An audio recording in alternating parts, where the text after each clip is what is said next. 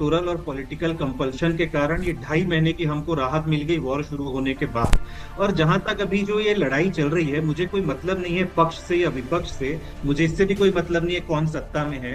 यदि आपको इतनी ही चिंता थी कि रेट बढ़ने वाला है, तो पूरा विपक्ष एक होके ये पारित क्यों नहीं कर दिया कि आप रेट यदि बढ़ रहा है तो बढ़ाइए, ओएमसीज पे आप दबाव मत डालिए, हम इस पर्टिकुलर चीज को मुद्दा नहीं बनाएंगे अपने इलेक्शंस में। ये भी एक प्रस्ताव उनकी तरफ से आ सकता था। आज जिस स्थिति में हमारी ओएमसीज हैं, हमारे ऑयल सप्लाईज पूरी तरीके से आपने ही बताया, 85% ऑयल सप्लाई हमारा जो है वो बाहर से हम आयात करते हैं। वो बहुत बड़ा डर है कि हमारा इन्फ्लेशन उससे बढ़ सकता है।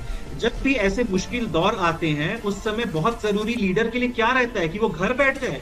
ऐसे ही समय में इनफैक्ट लीडर को बाहर जाना चाहिए, पॉलिटिकल डिप्लोमेटिक आउटरीच करनी चाहिए। यही फ्रैंकलिन रूजवेल्ट से लेकर के बड़े बड़े नेताओं ने किया, और यही 1991 में जब लगभग हम बहुत हमारी स्थिति खराब थी आर्थिक तौर पे, तो पीवी नरसिम्हा राव ने भी किया, ग्लोबल आउटरीच किया, आईएमएफ से कोऑर्डिनेट किया, गल्फ कंट्री से कोऑर्डिनेट किया। वो सारे लीडर्स करते हैं।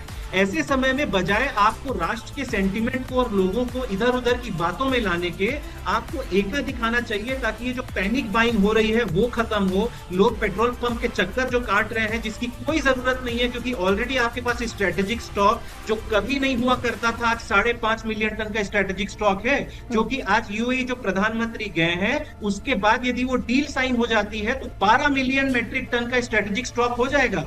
ऐसे ही इनफैक्ट आउटरीच की हमें जरूरत है, ऐसे ही इनिशिएटिव्स की जरूरत है, और राइट टाइम पे राइट प्राइम मिनिस्टर है, मुझे ये कहने में कोई गुरेज नहीं है। When the going gets tough, the tough get going, उसके सीधे सीधे परिचायक हमारे प्रधानमंत्री नरेंद्र मोदी है।